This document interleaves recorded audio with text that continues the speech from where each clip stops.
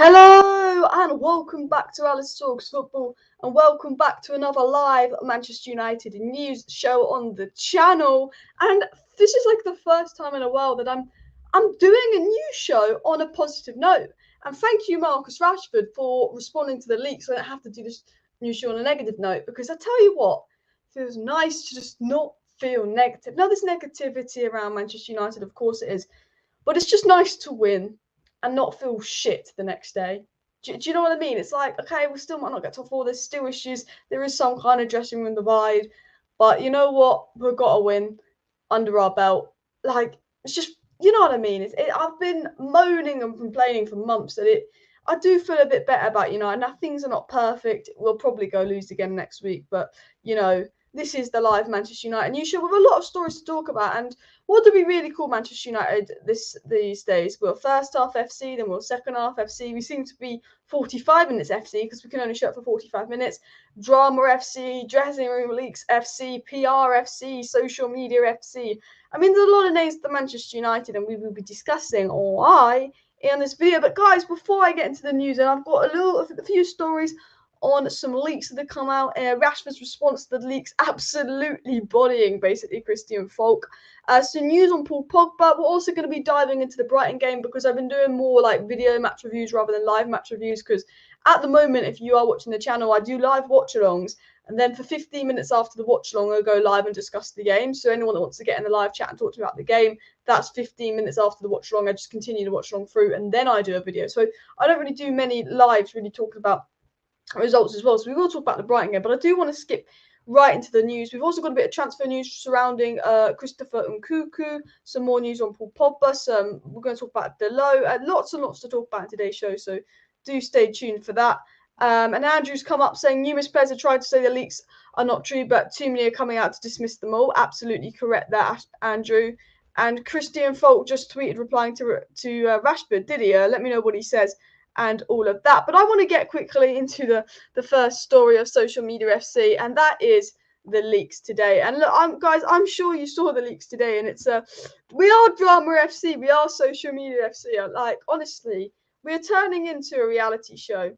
We're absolutely turning into a reality show. I just think it's funny, but then you're like, oh wait, that is the football club I support. Why are we absolute shambles? And I was talking to someone the other day, and I said, you know, like, we live in a world where social media exists. We live in a world where there's so many people working at football club. Leaks are going to come out, but the scale of the leaks coming out of Manchester United either shows a lack of control, a lying of the leaks, or one or two individuals being troublemakers. And I think it's a mix of the three. I think some of the leaks are false. I think there is a lack of control. I think the fact that when Ralf Rangnick says it, instead of Lingard addressing and Martial addressing, they go on social media. We are a social media side. But I think probably some of the leaks are probably false, or there's only a little bit of truth in them, and they're a little bit twisted. But I'm sure you've seen on Twitter, Rashford kind of exposed Christian Falk. But if you have not, let me read out what the leak was, and I'm going to tell you my thoughts on the leak as well, because I wouldn't be surprised if there was some truth in the leak. Now, the leak that came out was Christian Falk said true and a big tick, which it just makes me laugh now. Rashford's come out and said it's not true, but Christian Falk said true with a big green tick. The English players like Harry Maguire, Marcus Rashford and co are irritated that Ronaldo wants to lead the dressing room with his own clique. There is a risk of a split team. Now, this came out from Christian Falk, and Christian Falk was a good journalist in the sense of he was the guy that reported Jadon Sancho fat for fat first to confirm Sancho and Romano got his information from Falk. But Christian Falk has taken a lot of L's. Christian Falk has taken as many L's as Manchester United in the last year. He said we're going to get CNKUKU, that didn't happen. He said some other stories. He said Ralf Rangnick wasn't going to come. That didn't happen. So, you know, when a story comes from Christian Falk, despite him being German, despite him having, you know, made some good discoveries in journalism, his reliability is just going down the freaking drain. It's absolutely funny. But before Marcus Rashford replied to this, I did think it was weird how Harry Maguire looked almost pissed off that Ronaldo had scored. So I was like, oh, maybe there's some truth in it. There has been reports of Maguire and Luke Shaw being the players unhappy with Ronaldo and Greenwood, but never Rashford. And he says Marcus Rashford, not even Marcus Rashford, so can't even spell his name right. But I do have to say, I've never believed once that Marcus Rashford has had an issue with Cristiano Ronaldo, not once. And this isn't because Rashford's tweeted and said it's not true. when I read this, I thought maybe Maguire, but I was surprised to see Rashford there because you know that Rashford idolises Ronaldo. Like, do you know what I mean? Like the way that Rashford was, you know, Rashford watched Ronaldo growing up. Rashford talked about Ronaldo. He was a big Ronaldo fanboy. I remember when Ronaldo joined. Rashford wants to be Ronaldo. So when I read this, I thought maybe Maguire, but I didn't see Rashford in it. Now there have been reports about Maguire, Wan-Bissaka, Luke Shaw, Greenwood not liking Ronaldo in the past, but and Rashford was never in that, but Rashford was involved in this one. Now, what I do want to say before I get into Rashford's response, and Rashford has said that this is not true. He said that this leak is a lie. So this is a leak from Christian Falk saying Maguire and Rashford are irritated that Ronaldo wants to lead the dressing room. This has been, Rashford has said that this is a lie. What I want to talk about is there definitely is a divide at Manchester United. Now, I don't necessarily believe that this story from Christian Falk is true, but what I do believe is there is a divide at Manchester United and there is a divide in the training room at Manchester United because we're not playing like a team that's all together.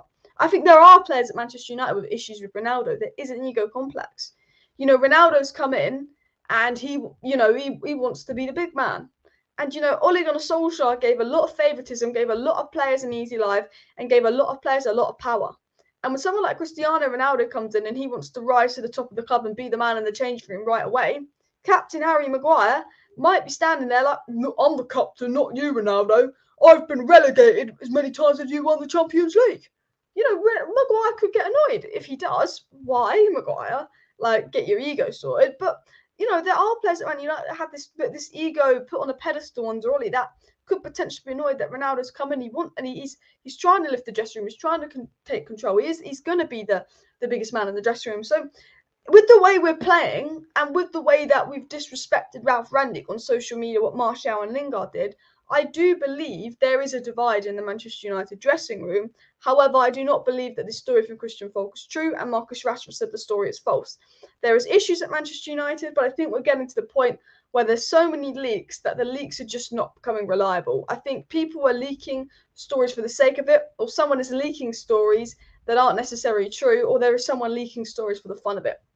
Because Marcus Rashford then went and replied to this Christian Falk tweet saying they're just making it up as we go along now. Please stop looking for divides. And he's absolutely bodied Christian Falk. And I just say, you know what, Christian Falk, get your head up immediately. But Christian Falk's then replied to this saying it's not true. And you know it, Marcus Rashford. And Christian Falk has gone at him. And look, man, Drama FC, drama. This is reality show shit. Ready? Let me share my screen because, you know, it might as well just share my screen so you can see it. This is just reality show shit. Like, I'm sorry, it makes me laugh. I mean, fair play to Christian Falk for sticking with his word.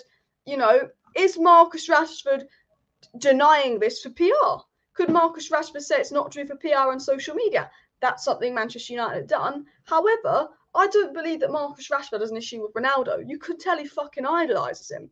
Like, I think Marcus Rashford idolises Ronaldo. Maybe it's true in the case of Harry Maguire, but I never thought it was true in the case of Rashford. But Christian Falk is still sticking to his word, despite Marcus Rashford calling him a liar. So, yeah, let me get the tweet up. So this was obviously the tweet, as you can see. And Falk is sticking to his word, and he's basically calling Rashford a PR merchant. So football Twitter beef here between Rashford and Christian Falk. Who is lying? Who is not?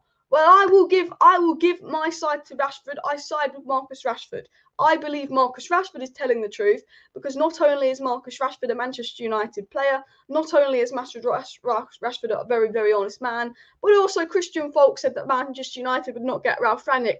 What happened 2 days later? We got Ralf Rangnick. Christian Falk has been proved to be a bullshitter. Whereas Marcus Rashford, he is a PR merchant, but he hasn't been proved to be a liar. So I would side with Marcus Rashford on that. And I think he is a Manchester United player, and we've got our backup players as a fan base. So, look, if you believe Christian Falk, that's up to you. There's probably some truth in the story, but if Rashford comes out and says it's not true, I'm going to believe my player because Marcus Rashford is one of my favourite players, as you guys know. But I know a lot of fans aren't overly happy about Marcus Rashford at the moment. It's a soap opera. It should be called the Stretford Enders. I do quite like that comment there.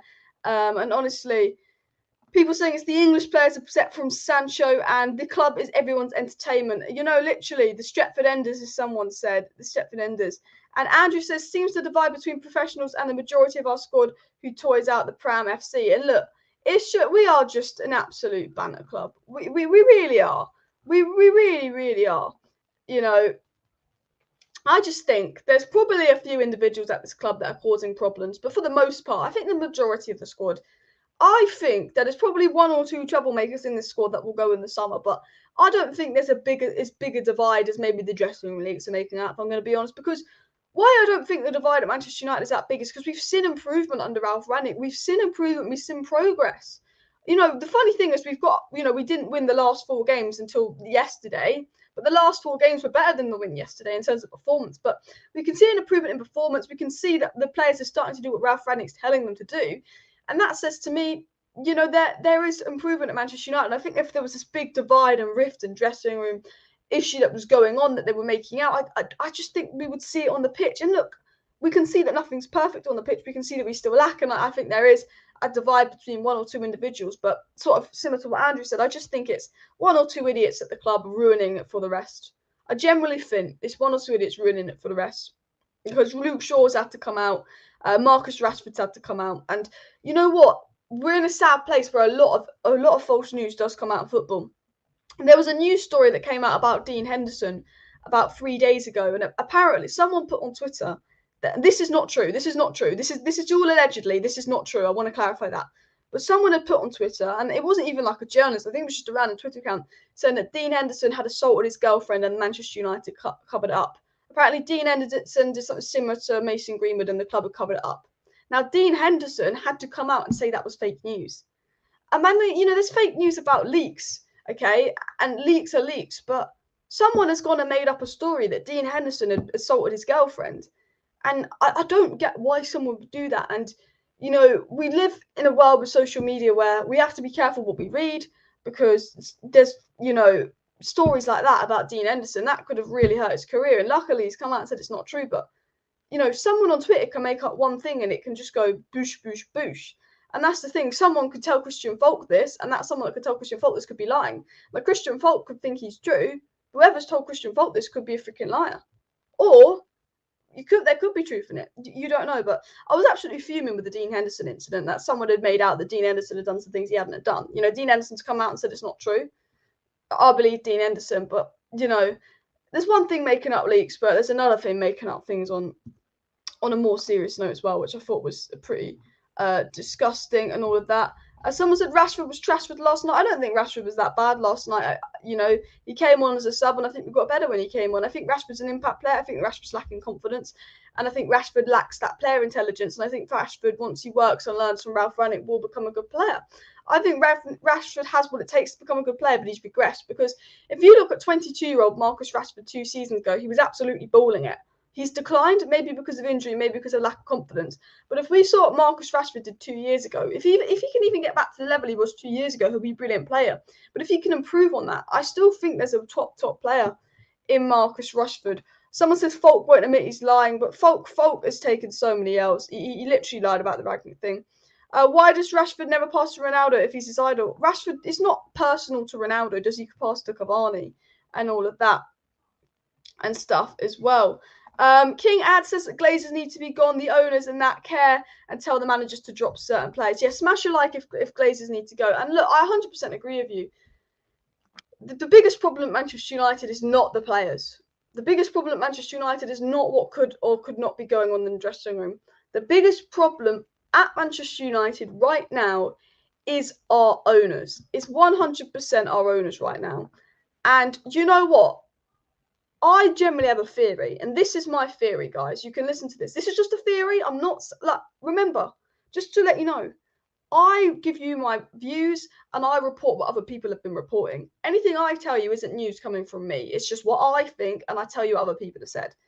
But I have a theory that some of these leaks could be coming from higher up. Maybe the leaks aren't true, but maybe the people that have leaked the news are in the club. And when I say I believe the people that have leaked the news are in the club, I'm thinking board and owners. I think the fact that we've had such a drastic January transfer window and fans are really waking up to who the Glazers are again, and people are starting to turn on the Glazers because of where we are and what they did in January, I think the timing of a lot of the leaks are interesting. Do you not you? I honestly believe that the board of the club could be, and you know what our owners are like. They'll do anything to protect themselves and make more money. We are PRFC, but I believe the board and the owners could almost leak stories to make us turn on the players and not them, because we're all starting to turn on the board and the owners. But if the board and the owners leak all these stories to make us angry at the players, it stops us turning on them and it makes us turn on the players.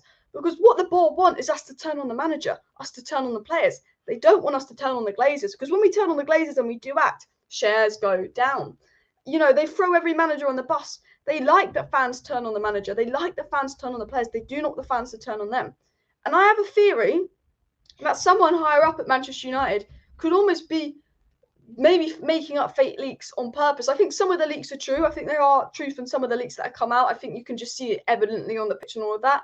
But I think some of the leaks that are not true or spun, I wouldn't be surprised if they did come from the club, someone on the board, one of the owners, because you just know what they're like. And I'm not saying that's true. This is just my opinion. I just believe that the people higher up have too much control over this club. And you're like, yeah, they own the club. They have control, blah, blah, blah. But no, like, I generally believe there's too much control at this club higher up.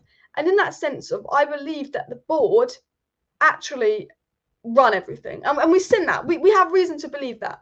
Ralf Rangnick wanted Alvarez. Ralf Rangnick wanted Hydera in January. He got no one. Ralf Rangnick told Lingard he could leave. The board told Lingard to stay. Ralf Rangnick wanted Lingard for the Middlesbrough game. The board told Lingard he can go on holiday without informing Ralf Rangnick. The board didn't buy Sancho the year that Ollie wanted him. The board didn't buy Bruno Fernandes when Ollie first wanted him. The board told Ollie he couldn't get Haaland and instead had to go for Argalo. Manchester United board is more than capable of going to Ollie and saying, you have to play McFred. Potentially.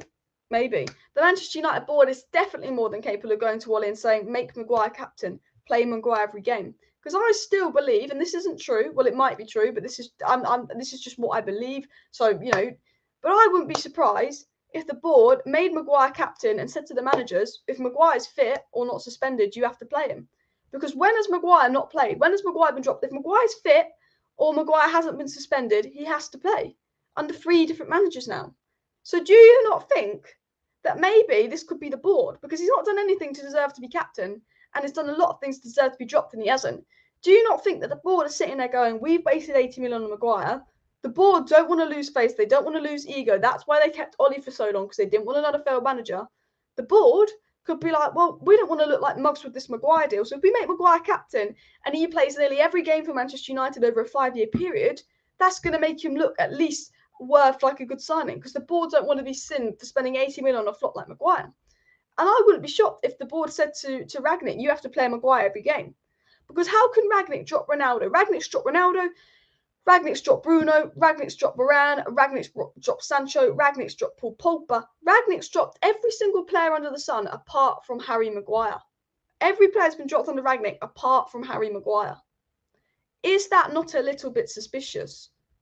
I'm not saying that RANGNICK's a yes man like Ollie, but do you think the board could almost have this rule, unwritten rule, where Maguire has to play to make him look worth 80 million? That's what I think, because if he's making mistakes and playing shit, and Lindelof's been quite good, Varane's been quite good, and Bayer's been quite good, why is he still playing? Because Ralf Rangnick has dropped everyone else. He's dropped bloody Ronaldo. What is it about Maguire that means he's undroppable? Because he's not good enough right now to play for Manchester United. Now, I think Maguire, when he's in form, is a good player.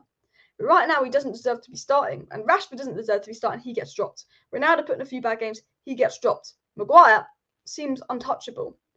And I just think there's power higher up at the club, because they know if we drop Maguire once or twice and Lindelof and Varane look good and form a partnership, Maguire just becomes a bench player. And then we spend 80 million on another flop, another bench player, and that's another flop under the board. They're another flop under the board, and it makes them look bad. And the board care about how they look. Their PR, their social media merchants. And unfortunately, because the board are so obsessed with PR and because they're social media merchants, it travels down the club. It travels down the club. The fact that the board cares so much about social media almost travels down the club, because now the players care so much about social media. We are social media FC. And maybe that comes from the board for all they all do this PR and social media, so the players will do it. I don't know. Guys, Please do smash a like on the video if you have not already, and of course subscribe down below to Alice Talks Football if you're new. If you do want to stay up to date with all the latest Manchester United news, transfer news, updates and more, make sure you smash that subscribe buttons and all of that. The United supporter says the owners know who's doing it and don't want to take action. Now, it did come out 3 days ago, or 2 days ago. 2 days ago, it came out that Manchester United know who's leaking the news. Manchester United know who's responsible for the leaks. Okay? So the person that is leaking news, the club know who it is. Or the people. Now, could it be players? Yes. Could it be coaches? Yes. Could it be someone that's like a bloody nutritionist or something? Yes. Could it be people in the board? Yes. But apparently Manchester United are aware of who's leaking news. And the thing is, if Manchester United know who's leaking the news, they would have spoken to them, right? So why would more news be leaked? Okay? Again, another weird one. We know who's leaking the news. We speak to them. More news gets leaked. Well, surely once that person had been spoken to for leaking news by Manchester United, they're not going to leak again. They're not stupid. Well, some of our players are a bit stupid, but... So then you go, is this Christian Falk story just made up? Or could it actually be the board? Because if someone was leaking the news and people aren't naming them, could it be that it's actually someone higher up? Because Gary Neville said something that almost hinted that it was actually someone on the board leaking the news. And I can't 100% remember what Gary Neville said. I'm just going to get it up in my notes here. I've got it on my notes what Gary Neville said, but Gary Neville almost kind of hinted that it could be someone higher up responsible for these leaks at Manchester United. If I can find what he said, I think it will be under this file here. I'm just going through my files. Yeah. So Gary Neville said, obviously on the leaks of players wanting Pochettino, he said that the players are not in position to choose who the next manager is. Gary Neville said on the Manchester United dressing room leaks, he says the reality is we do not like it, but we know who it is. Gary Neville's come out and said he knows who it is. Thank you, Depeche, for the super chat. Get rid of Maguire and buy a quality midfielder and you'll see United thrive. I agree with you. Yep, I do agree with you. Thank you for the super chat. So, Gary Neville said on the Ted Lasso reports that came out last week, he did not find it funny at all. He thought it was disrespectful. He thought it was disgusting, in fact. But Gary Neville said this, okay, and this is what I thought was quite telling what Gary Neville said. He said, I'd hate to think for 1 second they're listening to the players in the dressing room. They've got big PR machines. They've got big social media teams. They're active. I've not liked it for a few months. So he could be addressing the fact that there's Manchester United players want Poch and not Ten Hag. And he could be saying that the media, that that the people higher up at Manchester United, they won't listen to the players in the dressing room, blah blah blah blah blah, because dish bash bosh bish bosh. But what Gary Neville said about the people higher up is that they've got PR machines, they've got big social media teams, they're active, and I've not liked it for a few months. Is Gary Neville talking about maybe the players there? Could he be talking about someone potentially higher up, which I just find quite interesting and all of that. Guys, keep smashing a like on the video if you have not already. We've got nearly 200 people watching, so please do subscribe if you're new. Still not sure who will get fourth. On another note, says Steve. Guys, do you think United will get fourth? Yes or no? Everybody in the live chat, say yes or no. Do you think Man United will get fourth? Manchester United should get fourth. We do look like a better side. There is progress under Ralf Rangnick. Arsenal actually have just as thin squad as us. So I know we're in the Champions League and Arsenal are not, but we're out the FA Cup, and well, so are Arsenal. Arsenal and Man United have equally thin squads. Man United have a stronger squad than Arsenal, but Arsenal are playing better football, more sustainable, and are a better club environment. But Manchester United have a better team than Arsenal on paper. Arsenal, if they win their games in hand, could go as 5 points ahead clear. Arsenal could go 5 points clear if they win their games in hand, and we've still got to play Manchester City, Tottenham, Liverpool, and Arsenal again. Arsenal are in a strong position for top four. They are. But we have a better squad. We're building up momentum. Arsenal will drop points. They could get injuries. I think Manchester United should get fourth, but right now, Arsenal are the favourites. And I don't know if you think we're going to get fourth or not, but put yes or no down below to do you think Manchester United will get fourth? Honestly, let me know down below. I'm going to go read out a few live chats and all of that as well. Someone said Maguire is a disgrace. Look, Harry Maguire just needs to be dropped. He's just not playing well. And someone said that's what's happening at United, Alice. It's a price tag. That's the real issue in the Maguire situation. And look, guys, let me know if you agree with me or not. But I think if Maguire wasn't 80 million, he wouldn't be playing anywhere near as much as he was playing. Honestly. Someone says Fernandes, Magaluf, Donny, and Rashi. I wouldn't put Bruno in that category as well. Jones deserves to start over Maguire. I agree as well. People saying yes, no, maybe. Look, I'm not confident about top four, but I think we should get it. Andrew said it's going to be tough. We threw some points away in recent matches, and some of our top four rivals have matches in hand on us. Exactly. Spurs are bottle jobs at the moment, but they've got a good manager and they have got a good team, and they did invest in January, which means I think the Spurs want to get top four. I mean, look, I just don't want Arsenal to get it. I want us to get it. But man, if Arsenal get top four, we're never going to hear the end of it. No, Arsenal beat Wolves, when they were 10 men down and all that. I should do a poll, mate.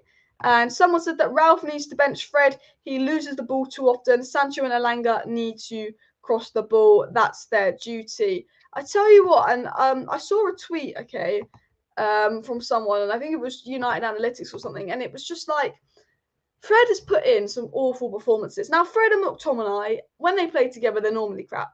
And Fred and McTominay have put in some championship, Sunday league level performances. That's half the championship players. And they're not dropped. And what's really, really infuriating me at the moment is how the hell has Donny not been given a chance when we've seen Fred stinker after Fred stinker after Fred stinker after McTominay stinker? And Rio Ferdinand came out, and Rio Ferdinand said something really, really interesting, guys. So Rio Ferdinand came out and he basically embarrassed the club. Rio Ferdinand said that he'd been speaking to people from Everton, and apparently Donny coming into Everton has given the whole squad a lift. Donny works so hard in training, the squad is amazed at the level Donny puts into training, and must think the Manchester United players are Superman in training, the fact that Donny can't play. So Everton players have told Rio Ferdinand that Donny is so good in training, Manchester United players must be crazy good in training if Donny can't get a chance. Okay? So not only has Donny van de Beek been given a few minutes at Manchester United, played really, really well, and then been benched for the underperforming McFred, but apparently, and there was leaks that came out months ago, and Luke Shaw came out months ago and talked about how fantastic Donny was in training, and the leaks that came out months ago said that Donny is always one of the best players in training and never gets a chance. So there were leaks saying that Donny was brilliant in training at Manchester United. Everton players have then gone and told Rio Ferdinand that Donny's so good in training, they must be unreal at Manchester United if Donny can't play in training. Well, we know the Manchester United players are shocking in training, because some of the players that start for Manchester United and have played a lot more minutes than Donny van de Beek were the ones complaining that they had to drive home in the dark after 5 p.m. They were complaining that they had to do 2 hours a week performance analysis homework. They were complaining that Ralf Rangnick's sessions were not good enough. Yet Donny van de Beek, who can't get a minute on the pitch, it's been reported that he was fantastic in Manchester United training, and it's been reported by Everton and Rio Ferdinand that he's brilliant in training and he's given Everton a whole new lift. So if Donny van de Beek is really, really good in training, if Donny van de Beek has, whenever he's played in the pivot next to Matic, has absolutely outshone McTominay and Fred. I remember versus Watford, we took McTominay off and we put Donny on, and Donny did that McTominay role 10 times better. Why is it that McTominay and Fred can be consistently poor, never get dropped, and Fred had an absolute stinker the other day, but Donny isn't allowed to start a Premier League game? Donny has not started a Premier League game all season for Manchester United, not one all season for Manchester United. Daniel James has, Bill Jones has, but Donny hasn't. And Donny's competing with McFred. Have McFred been good? No. Has McTominay had some good games under Rangnick? Yes. Has Fred had some good games under Rangnick? Yes. But as a collective, have McFred been poor? No. So that is absolutely embarrassing for the Manchester United coaches that Donny isn't just getting a chance.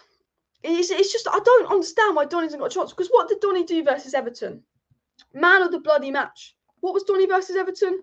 Man of the bloody match. I watched a bit of the Everton game, and if it wasn't for Donny, they wouldn't have scored that first goal. Donny was all over the place. Defensively, Donny looked better than McTominay and Fred.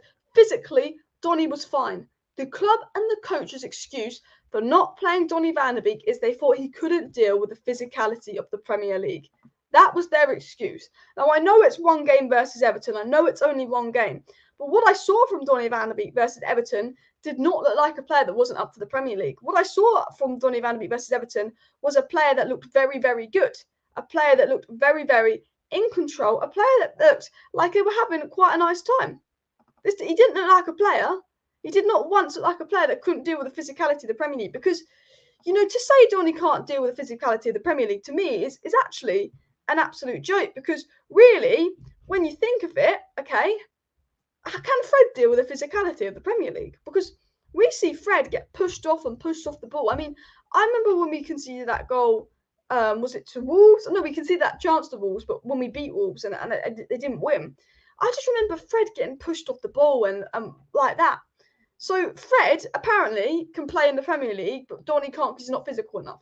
Who would win in a physical battle, Donny or Fred? Donny. Like, has Fred been good? He's had some decent games under Rangnick, but was he good? No. Has Fred put some droppable performance in? Yes. And I think it's criminal that Donny has won Donny's first start in the Premier League this season, and he runs the shop. I've never seen Fred control a game like Donny did for Everton the other day. And this, I know I'm sucking up Donny's ass. I know it's one game. He could be shit the next game. But I just think, either Donny's bad or not, okay? And I don't think Donny's bad. I think we can all agree Donny's bloody good because we beat Real Madrid and Barcelona to signing Donny. He was playing in Champions League finals. He was a top 20 Ballon d'Or nominee. He was one of the best up-and-coming youngsters. Whether Donny's good or not, let's say he goes to Everton and he's crap, and he ends up being crap and he's had one good game. I think we can all agree that he deserved the chance, and he never got that chance. I don't think in the history of being a Manchester United fan that there was a player that got less chances than Donny. There's not a player that I can think actually was in the same boat as Donny. Donny and the Beeks commented, it's obviously not Donny, but he's saying, I'm starting for Everton because I can't deal with the physicality as well. And SS16 says, I don't think we have Superman players at training, but we do have Penguin, a villain from Batman, Mr. Harry Maguire. And Andrew said that Donny was very good in that match. He was using his body to shield the ball and going shoulder to shoulder very well. Again, Donny using his physicality. I don't think Donny wants to come back to prison United again. And we are literally a prison for Donny van de Beek because we've literally treated him like crap. We've almost ruined his career. What Man United do is they buy players, they ruin their career. It's like maybe Ollie and Donny had some beef, and Ollie was like, I'm going to buy Donny and I'm going to teach him a lesson and I'm never going to play him. Because that's what it felt like. There was some kind of beef between Ollie and Donny, it felt like. But then RANGNICK comes in and he doesn't play Donny. And you're like, what? Like, Ralf Rangnick, you have a brain. Why are you not playing Donny? And then does that not make you think, could it be something to do with the board that Donny isn't playing? Because we know what our board is like. And someone said to me that they heard something about there being an add-on clause on Donny's. Now, look, I want to say, first of all, I don't know if this is true. I'm not saying this is true. Do not listen to me. I'm not a journalist. I've just been told someone's theory. This is just a theory, just because I don't want to be misquoted. But I had a little theory that actually there was a situation in Donny's contract where if he played a certain amount of games, or sorry, not played, started a certain amount of games, we had to pay like an add-on clause to Ajax. If that's true, you wouldn't put it past the Glazers to tell the manager not to start Donny because they don't want to pay Ajax an extra 10-15 mil. Like, you wouldn't put it past them, would you? But then the fact that he's only coming on for 5 minutes, cool, you don't have to start him, but if you sub him on, or maybe it's that Donny plays a certain amount of minutes and we have to give Ajax more money. You don't know. It is a bit of an embarrassing, isn't it? It's a bit embarrassing. But I wouldn't be surprised if there was an agenda higher up in the club that actually said we can't play Donny. Like, I generally wouldn't be shocked. I wouldn't put it past the owners. I don't know. Leeds are so open; they make any player look good. And look, you make a good point there. When it is Leeds, they made Fred look good. So it could be a one-off anomaly. But I just think it's criminal. Donny didn't get a chance.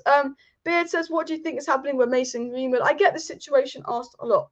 I don't want to talk too much about the Mason Greenwood allegations. Look, Mason Greenwood has been released on bail because there wasn't enough evidence to charge him at the time. Mason Greenwood will go for a fair trial in the coming months and he'll be found guilty or not guilty. We don't know all the facts. We've seen evidence that makes him look guilty. We don't know all the facts. There wasn't enough evidence to charge him at the time. He could be found guilty. He could be found not guilty. The situation with Greenwood is it's just a police investigation now. It's going to be quiet until he goes to court and we hear the verdict because the police right now are gathering their information to see if they've got enough to charge him. They're gathering their evidence. It will go to court. It'll be under a jury. They'll say Greenwood's guilty or they'll say he's not guilty. If he's guilty, he'll probably never play football again. His career's over. If he's found not guilty, then that's the situation that I guess you deal with when it comes to do you take him back at Manchester United or not because he's found not guilty. It is innocent till proven guilty at Manchester United. Or Greenwood could do a cheeky Prince Andrew and be like, money, and chuck some money at them. But no, that's the situation, and it's going to be. I think that we won't hear anything on Mason Greenwood for at least another month. I think it won't. It will probably be something that comes up April, May, if I'm being honest. Any updates? I don't think he'll play again this season. Would he be back next season? It depends if he's found guilty or not, sort of regarding the Mason Greenwood situation. United support says Donny has been good whenever he's played for us. It's not a surprise that he was brilliant for Everton. Again, yeah, it's not a surprise, especially when Donny's played in the pivot. I think when Donny's played in the Bruno role, he lacks, but when he's played in the pivot, he has been good. Big game says you think something big is happening whilst it remains silent. Look, there's stuff going on behind the scenes at Manchester United, but who knows? If I was Donny, I'd demand to stay on loan until after the World Cup. Honestly, you know what? Two things I really want to see. So there's an international break next month, right? I believe. Two things I really want to see in the international break. Sancho get called up again, because Gareth Southgate dropped Sancho and not Rashford. Favoritism 101. Sancho's been brilliant. Sancho deserves to be called up again. So not only do I want to see Jadon Sancho called up, but I want to see Donny called up. In the international break, smash a like if you want to see Sancho and Donny called up in the international break. Because I do. Honestly. Man. Guys, only 93 likes needed for 200 likes. So please do go smash a like on the video if you have not already. And subscribe down below if you're new.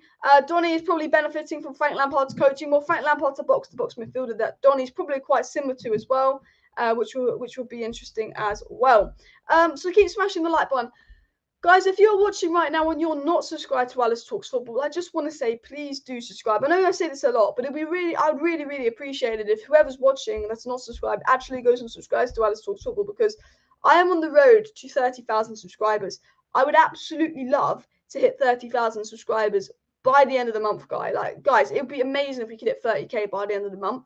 So if you're watching right now and you're not subscribed and you want a reason to subscribe, I pretty much go live every evening on the channel. And when I go live, I keep you up to date with all the latest sort of Manchester United news, topics and more. We discuss some rumours, we discuss some news, we react to some stories, there's a bit of ranting, there's a bit of bantering, there's a bit of everything. We do watch-alongs, we do match reactions, we do match previews, we also leak lineups if we get them, predicted lineups, we do interactive shows. So if you are watching right now and you're not subscribed, it'd be amazing if you could subscribe. We have 445 subscribers away from 30k. So we've got 2 weeks to get just under 2 weeks to gain 445 subscribers. And part of me believes that we can do that and hit that lovely 30k target by the end of the month. So if you are watching, please do subscribe. Someone said unsubscribe and subscribe again. I'm not sure that that counts. Do I watch Mark Goldbridge? Yeah, I've watched him on and off over the years. And Andrew says, honestly, I can't think of any player to come to the club who we developed and improved in these recent seasons. Interesting comment from Andrew. Who's come to Manchester United and sort of developed and improved in recent seasons? And really, no one. Greenwood got worse, this season. Martial, I meant to say Martial, not Greenwood, sorry. Martial's got worse in the last 2 seasons. Rashford's got worse in the last 2 seasons. 3 years ago, 2 seasons ago, 3 seasons ago, that front three was brilliant. Average. Right now, average. Martial might redeem himself at Sevilla. Rashford might come good again. Players haven't really improved at Manchester United in the last few years. And that is something that's worrying me. There was that Luke Shaw resurgence for 6 or 7 months. Who's really improved at Manchester United? Can anyone name me a signing that's come to Manchester United and become a better player? Was Paul Pogba a better player at Juventus? Yes. Was Varane a better player at Real Madrid? Well, he hasn't played enough to tell. Wan-Bissaka hasn't been a better player. Who's come to Manchester United and become a better player? Maybe Bruno, but he was already a good player anyway. Maybe Bruno. Sancho hasn't become a better player yet. Who has come to Manchester United in recent years and become a better player? Can you name me one now? If anyone could name one, let me know. I'll tell you who has become a better player this season, Diego Dalot. My only nominee is potentially Diego Dalot. Obviously De Gea, but he's just been here so long. I'm trying to think more recent years. Di Maria, Pogba, Sanchez. Look, honestly, I want to talk about I'm going to tell you a little thing that's pretty cool. I'm on the wrong. Alice, you're on the wrong page. I'm sorry, I'm just going through my notes here. So a little thing about Diego Dalot. Diego Dalot made 16 ball recoveries versus Brighton. 16. And you know how we always criticize Dalot's defensive ability? Versus Burnley, Dalot made 6 out of 6 tackles in a game, which is insane. Versus Brighton, Dalot made 16 ball recoveries, and that was 6 more than any other player versus Brighton. And again, Diego Dalot, I mean, the way he's progressed the ball lately has been brilliant. Did you know under Ralf Rangnick in all competitions, Sancho has 5.86 progressive carries per 90, and Diego Dalot under Ralf Rangnick has 5.64 progressive carries per 90. Progressive passes respectively. So Diego Dalot under Ralf Rangnick has become a very good progressive passer, sort of, progressing the ball forward under Ralf Rangnick, but has also improved defensively. And I will say, under Ralf Rangnick, let's add some positivity to the live stream. Let's add some positive vibes. But under Ralf Rangnick, who has got better? Diego Dalot. Who else has got better? Scott McTominay. Now, Scott McTominay was pretty crap the other day, but I'm blaming the Mc-Fred pairing. When Scott McTominay plays with Fred, it makes him a worse player. Okay? Scott needs someone good next to him. Okay? I'll tell you that now. But Diego Dalot, for me, has almost been our standout player the last 2 months in terms of unrecognised standout player. Sancho's been standout, Pogba's been standout. Everyone knows that Sancho's been great. Everyone knows that Pogba's been great. You know what I mean? But I don't know if you guys can see this. And I was very, very much like, no, Dalot's not good enough. Stick with Wan-Bissaka. Like I know Wan-Bissaka's been poor, but Dalot ain't it. Like I was very much like Dalot's not it. Like just stick with Wan-Bissaka. I was very much like that. I apologise to Diego Dalot because Wan-Bissaka is not getting in that team unless he puts in a 10 out of 10 performance whenever he gets a chance. Because Diego Dalot, Paul Pogba, and Jadon Sancho and Rafael Varane, these last couple of games have all been brilliant. And Diego Dalot, I think, because he's a defender and he's the smallest name, he won't get recognised for it.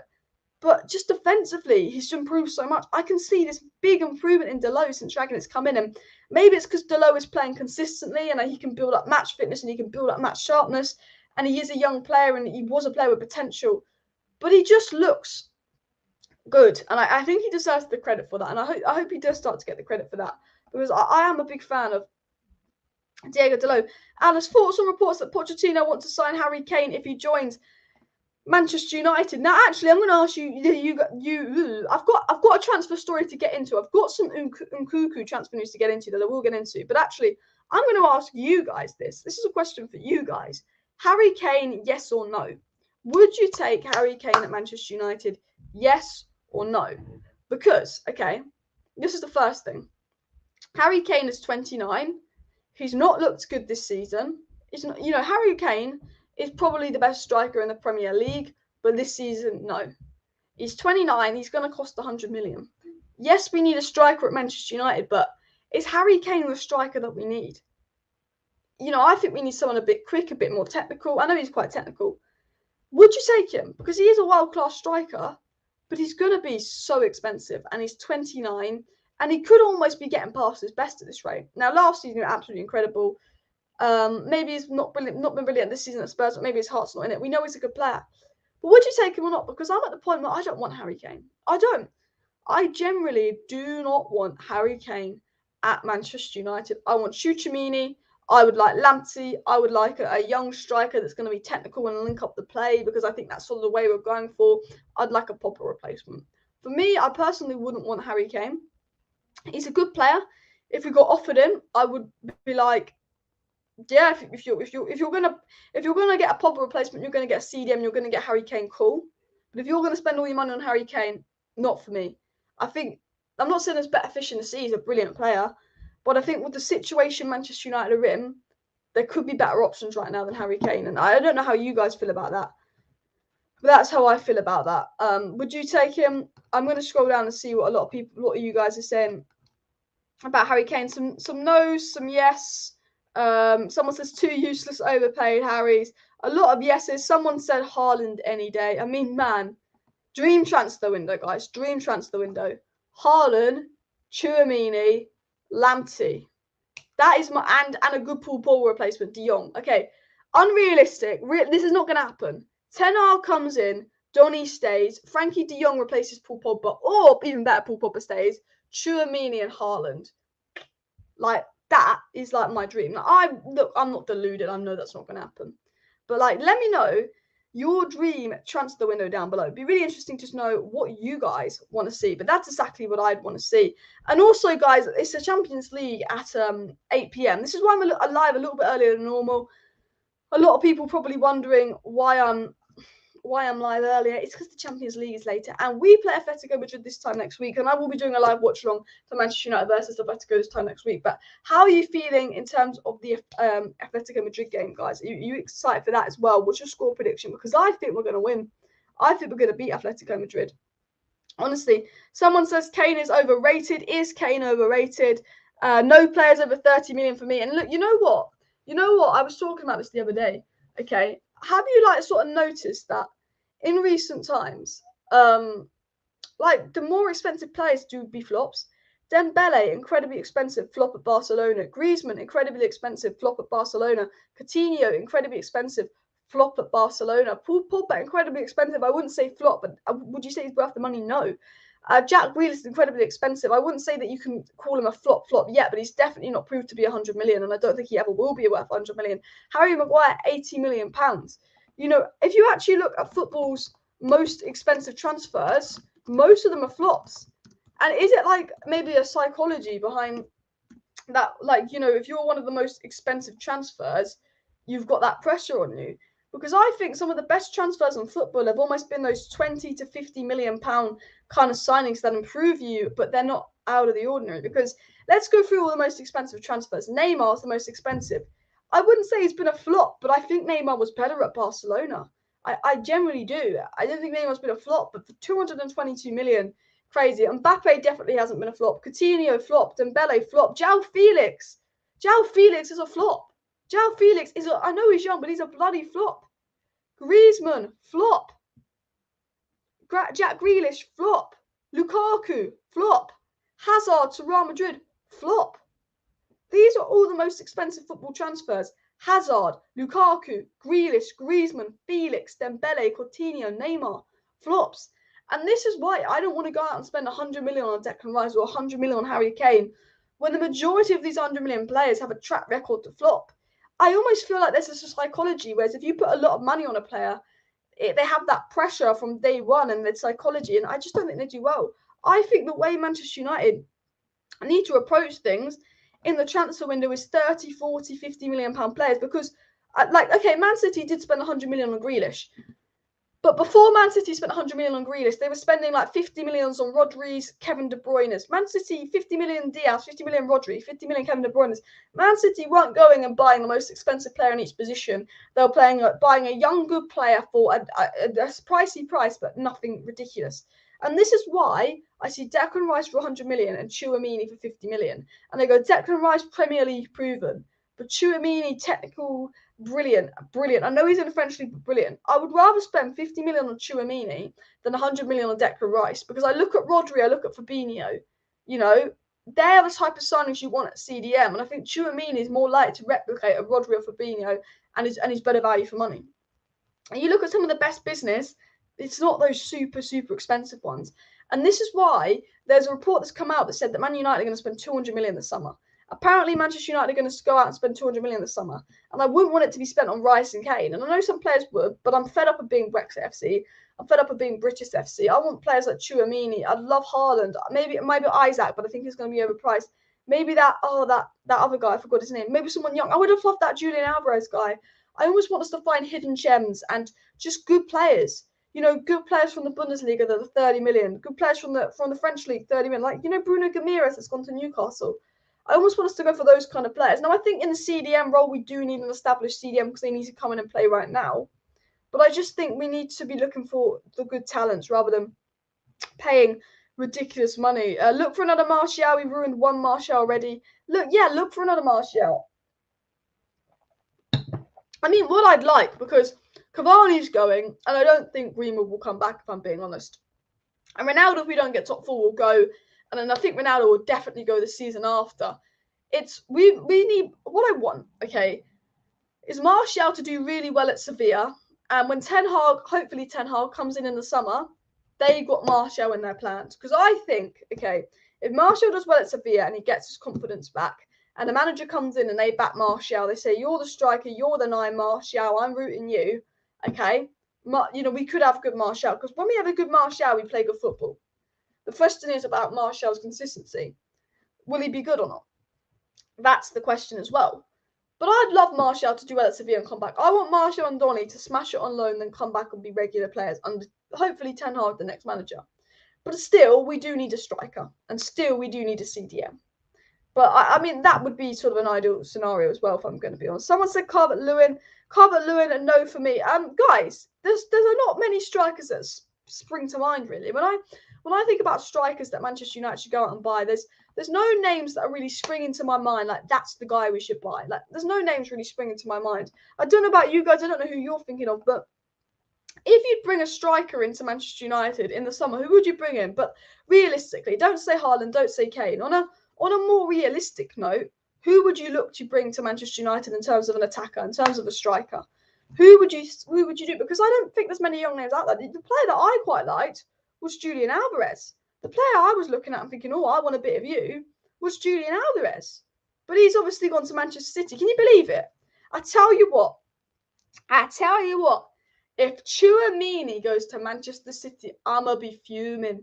There will be an Alice Rants video if Tchouaméni goes to Manchester City, because every single player I want at Manchester United goes to Man City.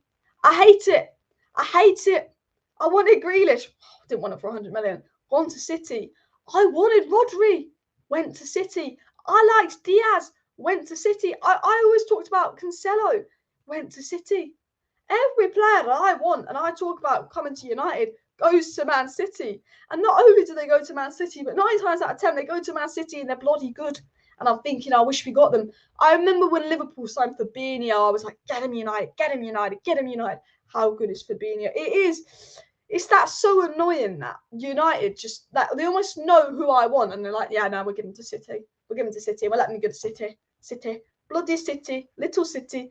I mean, I'll tell you what, if City got someone like Tchouaméni, I'd be annoyed. I was annoyed that City got Alvarez. I really wanted Alvarez. I'd sign Yuri Tielemans, says Stoller. Guys, I'd take Tielemans as a Pogba replacement. Would you take Yuri Tielemans?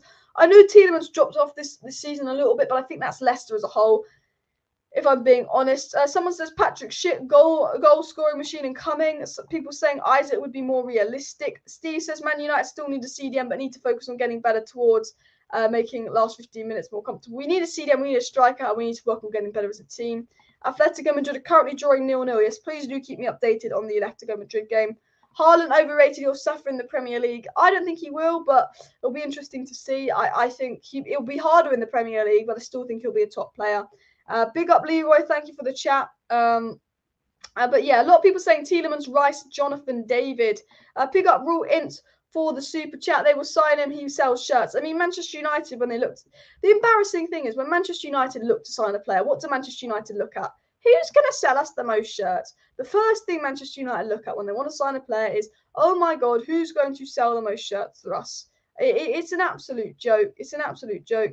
Scratchy saying Jude Bellingham, Haaland, Vinicius Jr., Camavinga. I mean, very unrealistic, but I'd take them. Why didn't Varane start yesterday? Apparently, he saw Maguire on the team sheet and was sick, according to people on Twitter, but that's obviously not the case. He was just ill. People said, get João Felix. I think João Felix is overrated. Guys, what's your opinion on João Felix? I think he's been a flop. I think he's overrated. I think he's average. I really do. I think I do. Only 51 likes needed for 200 likes, guys, so please do smash that like button.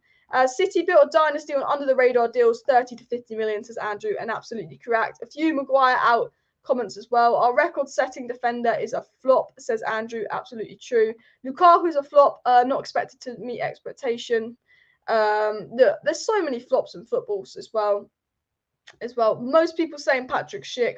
I'm quite behind the comments. A lot of people saying Jonathan David, Pookie. Why would you want Pookie at Manchester United, mate? Man, I'd rather play one of the youth players than Pookie. Mbappe. I mean, I did say realistic players to get from Manchester United, but I would take him. Mbappe is on a free. I tell you what, imagine this. It's not going to happen. But imagine if Manchester United went and got Kylian Mbappe on a free. Like, just imagine if we went out there and got Kylian Mbappe on a free. I'd absolutely love it. I'd absolutely bloody love it. I don't think we will, if I'm being honest with you, but Kylian Mbappe on a free and we are in dreamland. Honestly, Kylian Mbappe on a free, we're in dreamland here. Honestly, be lovely. Oh, I mean, guys, actually, a question: Mbappe or Haaland? Not to Man United. Who do you think is better in general, Mbappe or Haaland? Do let me know down below. Someone says Sanchez. We are not bringing Sanchez back. What about Luis Diaz, the one that's gone to Liverpool? He'll probably be a good player now. Not only will he be a good player because he's a young and decent player anyway, Diaz, but I think a lot of players that go to Liverpool end up being good players because they're coached well and they're implemented into a sustainable system. You know, I'm a Manchester United fan. I love Manchester United, but if I'm an up-and-coming young player, who would you rather go to, Liverpool or Manchester United? Because in terms of your career, Liverpool is more sustainable under Klopp, better coaches. I think almost Liverpool. I'm Manchester United all in my heart. I just couldn't go to Liverpool. I'd have to go to Manchester United. But from a player's perspective, it's probably better to go to Liverpool. Which kills me to say, but it's true. Absolutely true. Andrew says he doesn't even know why City are linked to DMs. Rodri's top class.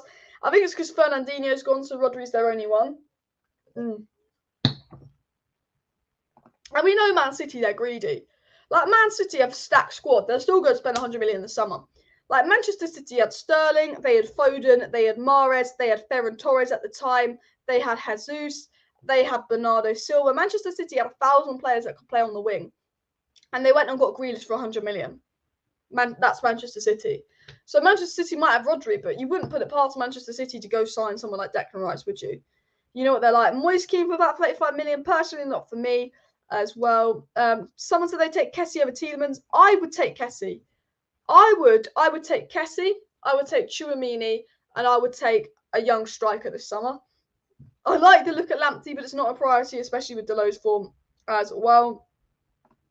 Someone said Van Gaal was a good manager and trainer. Okay, Moyes, Mourinho, Van Gaal, or Ollie. Who are you taking? Who was the best? Who's been the best manager post Sir Alex?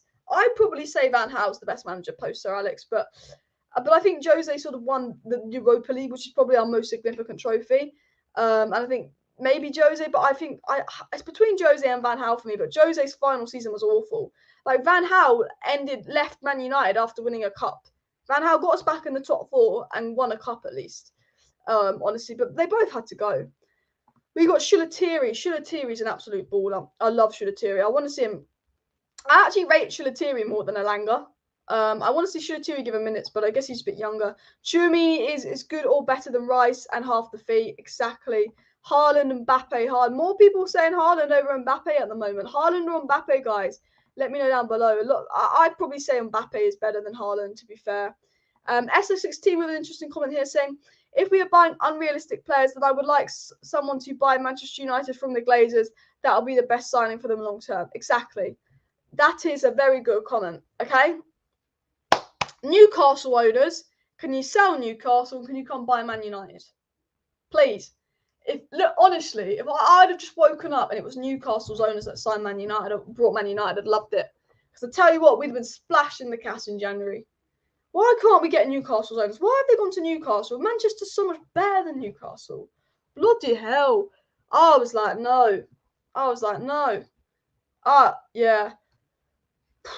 I want new owners. Smash a like on the video, by the way, if you're a Manchester United fan and you want new owners. So if you haven't smashed a like on the video, I'll be confused, because if you're a Man United fan, surely you'd want new owners. I mean, you could get new owners that are worse than the Glazers, but it's just not really much possible. Haaland will cost 70 mil plus 40 million agent kit fees plus 750k a week. That's the thing. When you've got Mino Raiola, you just know Haaland will be more than that release clause. People saying Van Gaal, Mourinho, a mix of Van Gaal and Mourinho for our best manager post Sir Alex. Honestly, yeah, it's a bit of a mix there. I say Van Gaal worse than Moyes. I say Ollie worse, no trophies. Josie got us for what, 1 and 2nd. Yeah, to be fair, maybe Jose's our best manager. I think Jose probably our best manager, but I think Jose got rid of a lot of players that I liked and didn't give a lot of players I liked chances, while Van Gaal did. I think Jose was just Jose. I think in terms of results and trophies, Jose, but I think in terms of what Van Gaal did for certain players like Martial and Rashford, you say Van Gaal. I think it depends on what way you want to approach it between Jose and Van Gaal. Atletico went 1-0 down to Levante. What I'm going to do, guys, I'm going to share my screen with you, because this is why people are saying we will not beat Atletico Madrid. People are saying right now we will not beat Atletico Madrid, okay? That's what a lot of people are saying. I think we will beat Atletico Madrid, Okay, and this is why I think we'll beat Atletico Madrid, because not only, let me share my screen with you. I forgot to share my screen. Look at this. Look at this, guys. Not only are Atletico Madrid 1-0 down to your bang average Levante, you know, they're going to, but like, look at the table. Madrid are in 5th. They could go to 6th if Real Sociedad win their game in hand. And look, we're 5th, 6th in the Premier League, but Prem is levels ahead of La Liga. You know, the fact that Real Betis and Sevilla in the top 4 just shows the levels of La Liga compared to Prem. Okay. So they're 1-0 down. They also lost 4-2 to Barcelona. Okay. They also lost 2-0 to Real Sociedad, lost 2-1 to Athletic Club, drew 2-2 with Villarreal. They then lost 2-1 to Granada, who was shite. They then lost 2-1 to Sevilla and 2-0 to Real Madrid. Like, Atletico Madrid have not been good. They have not been good. You know, when you look at the stats here, 42% possession, 0 shots on target. Atletico Madrid are playing Levante with 42% possession and 0 shots on target, and they're nearly 60 minutes into the game. Now, that is very Manchester United, like you can say, but, like, they're not that good, Atletico Madrid. Like, that team, do you look at that team and go, they're going to do United? Now, to be fair, Newcastle did us over. Norwich pretty much outplayed us, and they've got a worse team than this. And, you know, with Manchester United, they could do it. But I'm actually quite confident for the Atletico Madrid game. I don't actually really rate Atletico Madrid. And I just look at Atletico Madrid's recent form, and I just go, they're 1-0 down. They're not playing well. They are not playing well whatsoever. And Atletico Madrid are actually in a really similar position to Man United, where their top 4 hopes are a threat. And maybe they've got to go win the Champions League. But if you're putting money on who's more likely to win the Champions League, Man United or Atletico Madrid, you put it on Man United, because although we've been crap lately, you look at some of the players we've got, Ronaldo, Varane, you know, we've got some top players. So you would put money on Man United winning the Champions League over the likes of Atletico as well, to be fair. That's what I'm saying. But I'm not saying we're going to win the Champions League. I'm not saying at all that Manchester United are going to win the Champions League. Like, do not try and think I'm saying that. But what I will say, okay, I'm just going to throw this out here, and people are going to hate me for this, right? German coach. What did Chelsea have last year? A German coach. Club legend sacked midway through the season. What happened to Chelsea last year? Club legend sacked midway through the season. Who did Chelsea draw in the round of 16? Atletico Madrid. Who would Man United draw in the round of 16? Atletico Madrid. The coincidence. It's written in the stars, guys. It's written in the stars. I don't think it will happen, but if it happened, it would feel like it was meant to happen. Bringing Ronaldo back, bringing in Champions League around, we follow this Chelsea cycle.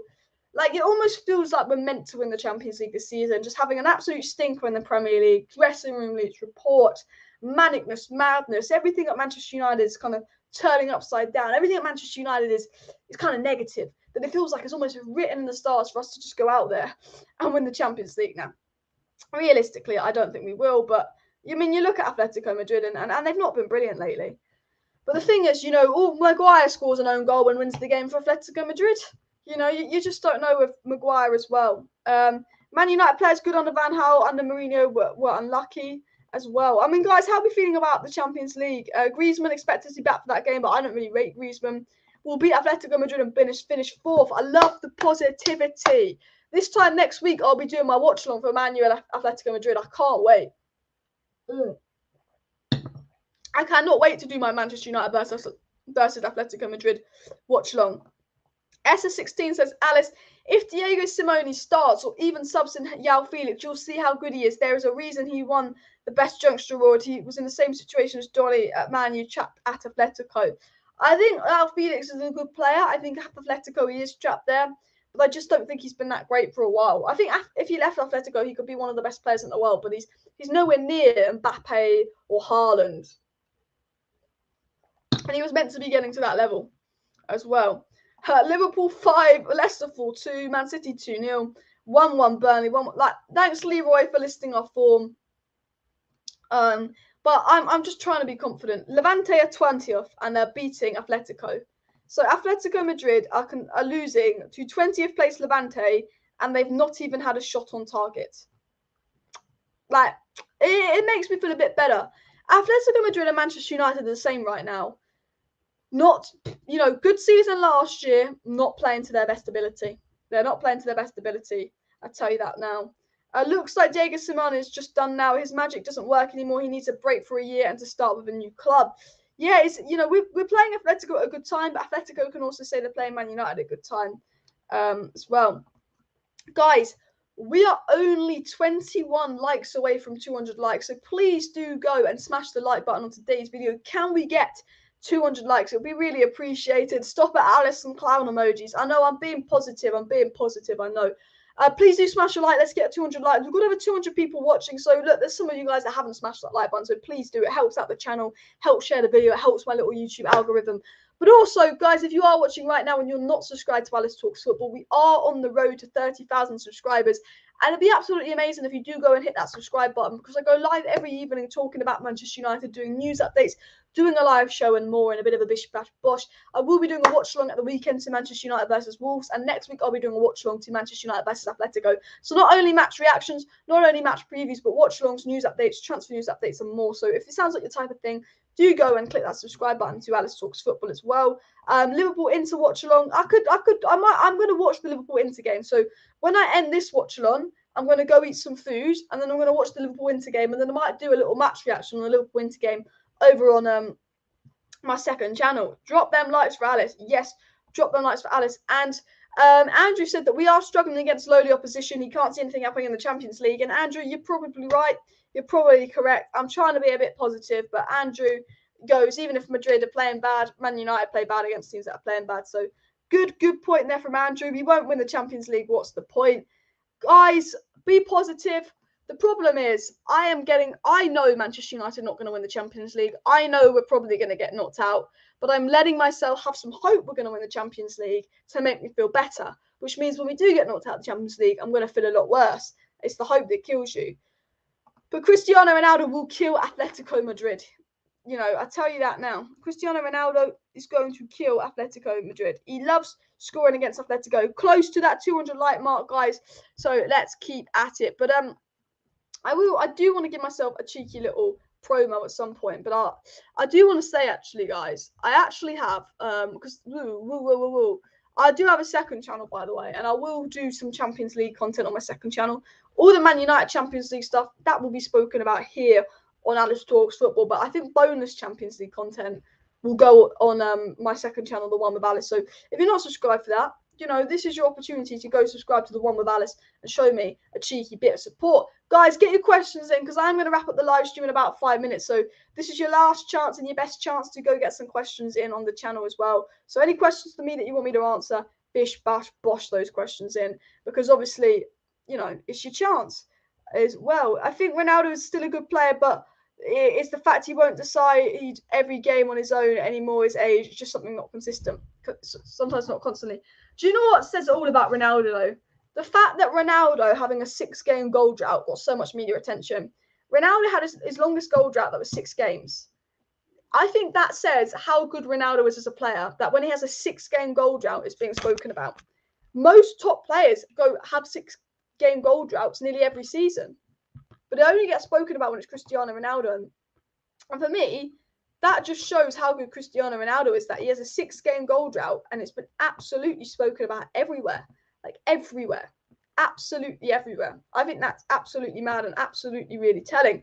Guys, a story came out from Christian Falk, and this is the same Christian Falk that said that Rashford was a PR merchant, basically. And he made some story about Rashford not liking Ronaldo out. But Christian Falk did say that Manchester United did discuss a deal for NKUKU in January, and Christian Falk said that Manchester United are interested, and RB likes his Christopher NKUKU and likes to value him in the region of 55 million euros. Would you take NKUKU at Manchester United, guys? And that is my question for you. Would you take NKUKU at Manchester United? You know, Fabrizio Romano's come out now on his Here We Go podcast, and he said that Manchester United's 2 priorities are a young, talented striker and a central midfielder in the summer. What type will depend on the manager. Now, this is the latest sort of transfer news that's come out from Romano, and what I'm going to do is I'm going to share my screen with you guys here while I wrap it up. Would you take NKUKU? That was my first question. And my second question is, this is the transfer news. I'm just getting into the transfer news because I've done a lot of waffling. So I thought, Why don't I just get into the transfer news for the second part of this video? You know, I know the transfer window is quite far away and all of that, so we don't want to talk too much about transfer news and all of that now. But I do think Romano said this time last year we'll be getting a centre back and a right winger. Romano this time last year said we'll be looking to get a centre back and a right winger. Who do we get? Jadon Sancho and Rafael Varane. Romano's now said a year later we'll be getting a striker and a central midfielder. And Romano takes a lot of dubs. He's not Christian Falk taking the L's. Romano goes out there, and Romano, he gets quite a lot of dubs, guys. So I think it'll be interesting. And, you know, once we decide the new manager is the interesting thing as well. Now, fingers crossed for Ten Hag, in my opinion. I mean, let me know who you take at Manchester United, but I would like Ten Hag and all of that. Ronaldo has 2 goals in 15 games. What are we talking about? Ronaldo's also like Ronaldo, and he was, you know what? Take away the goal. Even if Ronaldo didn't score a goal, even if Cristiano Ronaldo did not score a goal yesterday, wasn't Cristiano Ronaldo absolutely brilliant? Ronaldo's play was so unselfish. Ronaldo pressed. Ronaldo was so involved in the game. Ronaldo linked up play well. Take away the goal yesterday, but Ronaldo's all-round game was brilliant yesterday. It doesn't matter about the goal to me. I thought Ronaldo's all-round game was absolutely brilliant yesterday. I thought it was absolutely brilliant, I did. I will say that now. And also, surrounding Cristiano Ronaldo, okay, I just think that Brighton game was one of his best games this season. I thought he should have got an assist because Bruno missed a sitter. He was very unselfish. He was very much a team player. I thought it was absolutely different gravy. And I think he just proved his world class. He's got a lot of doubters. He is 37. You know, Ronaldo's 37. We can't expect him to produce miracles. But I was very impressed with what I saw from Cristiano Ronaldo yesterday. And I do want to talk about the game, guys. I do want to talk about the game. The first half was crap. Like, the first half yesterday was classic crap Manchester United. It was Muckfred. It was 4-2-3-1, negative Ollie stuff football. It was very much what we've been doing all season. Classic crap Manchester United. It was, definitely. But that second half was brilliant. And in the second half, we changed from a 4-2-3-1 and we changed to a 4-3-3. And once we changed to the 4-3-3, we went out and we pressed. In 4 minutes of pressing, we got that Ronaldo goal and Alanga got that player sent off. Man United changed from the 4-2-3-1 at half-time, got booed off, created no chances in the first half, went back to the 4-3-3, went back to the high press. 10 minutes into the second half, we'd won the game. Red card, goal. Won the game. 10 minutes into that second half, through pressing. And I believe, was Ralf Rangnick's game plan to do what we did in the second half and the first half and then go win the game in the second half? Because to be fair, if you want a half to dominate, it is the second half. Getting back into the game, being on top. You want to end the game on top, potentially. But I will say, I do not like that 4-2-3-1, not Fred sit back. It doesn't work. And I like how Ralf Rangnick changed it to a 4-3-3. I like how everyone started pressing in the second half. But the problem is, I don't like how we're only good for one half. We've been first half FC for a while. Yesterday, we were second half FC. We are 45-minute FC. And that's what I don't like about Manchester United at the moment. I don't like being 45-minute FC. I don't know how you feel, but I just don't like being 45 minutes FC. Alice, my question is, does Ralf have a starting 11 or is he still experimenting because he makes changes every game? He's making changes every game, in my opinion, because he's a manager. He's got to rotate. I think Ralf Rangnick's preferred starting 11 would be De Gea in goal, Dalot right back, Luke Shaw left back, Maguire and Varane as the centre backs, McTominay as the CDM, with Pogba and Bruno as the box-to-box, with Ronaldo up top, with Rashford on the right and Sancho on the left. I think the scene that we saw versus Middlesbrough, the scene that we saw versus Burnley, despite them dropping points, is Ralf Rangnick's preferred 11. I think he just wanted to rotate and rest a few players because Rashford had been poor and Pogba had just come back from injury and probably wasn't fit enough to start so many games in such a short period. He doesn't want to risk Paul Pogba of an injury. So I think that actually the teams we did play against, the likes of Burnley and Middlesbrough, is actually what Ralf Rangnick probably views as his best team at Manchester United. I do strongly believe that. I think that is what he thinks his best 11 is, because that is the one that he's sort of consistently going with the most. And they were playing well. And, you know, despite the results and despite the draws and despite some of the VAR decisions, I think we can all admit that they were all playing pretty well. And I think they all put in some pretty impressive performances, if I'm going to be 100% honest with you guys as well. I mean, what's your Man United 11? We don't have much depth. We don't have much to go with. So mine was probably the one that played versus Middlesbrough, if I'm being 100% honest, you know, or the one that played versus Burnley. I think that would be my starting 11 because we don't have much to go on. I'd probably take Maguire out for Lindelof. I mean, but we've, you know, the lack of depth at Manchester United right now is quite worrying. We went into into January looking semi-strong, and we've come out of January looking like a very, very weak team, to be fair. We look weaker coming out in January as well. But yeah, guys, please do smash a like on the video if you have not already, and of course subscribe down below to Alice Talks Football if you're new. By the way, guys, if you do want to stay up to date with all the latest Manchester United news, transfer news, updates, and more, please do make sure you are subscribed to Alice Talks Football to stay up to date with all of that. I'm going to be live tomorrow night giving you some more news updates, and I'm also going to be doing watch along for the Leeds game, and I'll also be doing a watch along for the Atletico Madrid game. So guys, if you have not already, please do smash that like button if you're watching, and of course subscribe if you're new. I am going to wrap up the live stream here because I have been live for an hour and 15 minutes. It was a pretty long live stream today, but I just thought I'd get through a few questions and all of that. And it was more of a positive live stream. I think, you know, when it's a positive live stream, they're normally a little bit longer because I can actually I'm not annoyed. Look, not everything's positive around Manchester United.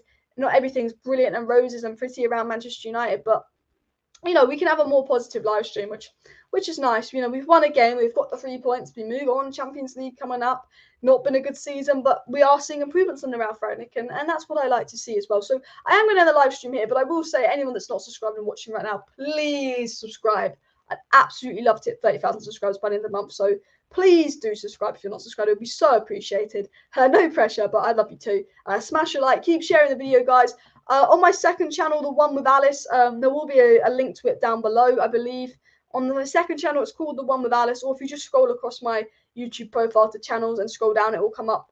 My second channel, The One with Alice, I'm going to be doing a match reaction to Liverpool versus Inter on there, I believe. I think I will. I might not, but I think I will. So go and subscribe to that channel as well, but also subscribe to this and all of that. But yeah, big up everybody for tuning in. Atletico Madrid match will be fun. I can't wait for the Atletico Madrid game, and I will be doing a watch along, which I'm super excited for. Thank you everyone for tuning in, by the way, though. Thank you very much.